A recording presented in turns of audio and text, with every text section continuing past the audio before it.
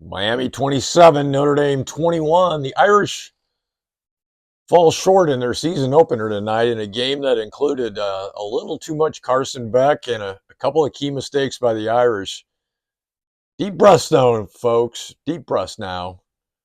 There were plenty of positives that we'll talk a little bit about that. But and this was, let's face it, this was expected to be Notre Dame's toughest game of the season, and it was.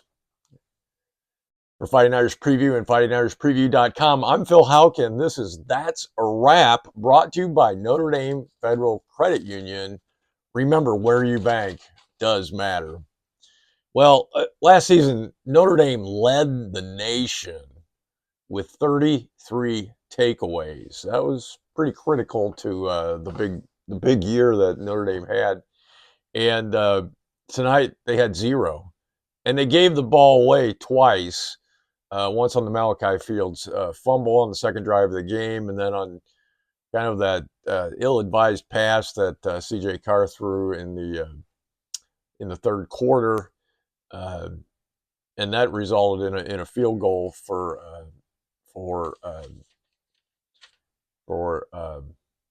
who's that team? Oh, Miami.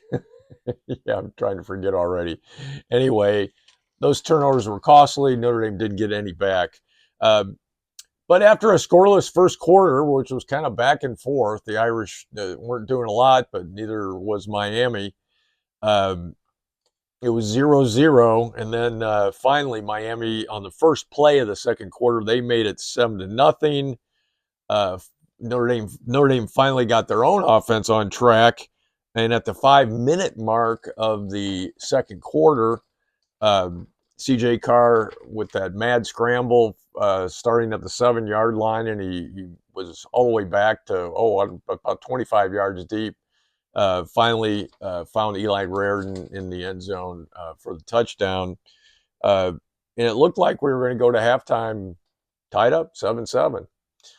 Unfortunately, Miami scored the ultimate 2-for-1 deal, because they then scored with 12 seconds left. They scored a touchdown to go up 14-7. They get the ball coming out of the second half kickoff, so they get the ball coming out of the locker room, and they go on a 7-minute and 23-second drive. So think about that.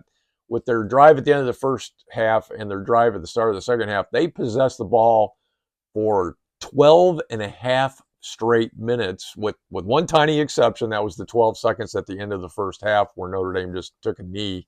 And in any event, so Miami scores 14 straight points. Now they're up 21-7. Notre Dame's defense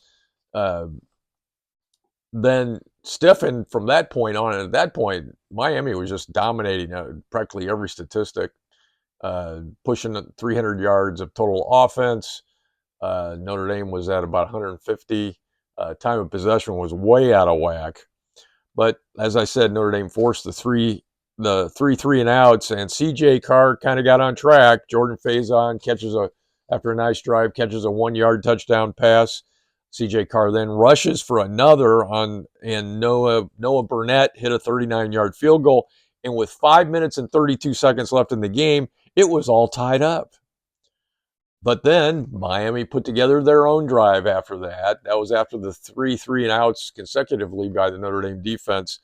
But Miami put together just enough drive to get into field goal range, and they take the lead with just a little over a minute to go on a 47-yard field goal, maybe 49 in any event, to take the 27-24 lead. Notre Dame had to use up all their timeouts on that drive, and couldn't get anything going in the last minute. And Miami was victorious. Here's some positives. Malachi Fields, he's going to be a player at wide receiver. He's making plays. He made a couple of plays tonight that we haven't really seen out of an Irish receiver in quite some time. On defense, I had to like how active Boubacar Traore was, rushing the passer. Notre Dame, I think, only got 1 sack in the game, but Traore got it. But he did some good run defense, and he's going to be a player. He's going to be a big star in the making. CJ Carr, I thought, seemed to get more comfortable as the game wore on, and is capable of making plays. And he made some plays with his legs too.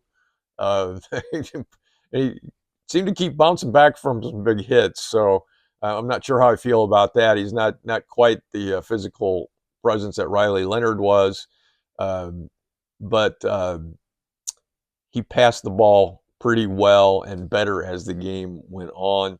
Going to have to get some shots down the field though. Those a lot of bubble screens, a lot of short stuff off into the flat. Get the ball up the field. Let's go. Um, a bye next week for the Irish. Remember, this was supposed to be the toughest game of the season. Okay, so it doesn't get a lot easier though in 2 weeks, as the Irish will take on Texas A&M. They were about a 20-point victory yesterday over University of Texas San Antonio. And the Irish need to clean some things up. But particularly, I thought there were issues on the offensive line where it just seemed they were missed assignments, guys getting beat. That's certainly a tribute to the Miami defensive line. Um, but little work to do in the next 2 weeks for the Irish. No question about that. Um, so the Irish fall tonight 27-24 in game one. They've now lost 2 games in a row. Wow. When you think about it, going back, of course, to the national title game last season. But they'll look to get their first victory in 2 weeks after having 2 weeks to learn from the experience tonight. For Fighting Irish Preview and fightingirishpreview.com, I'm Phil Houk. And for the Notre Dame Federal Credit Union, that's a wrap.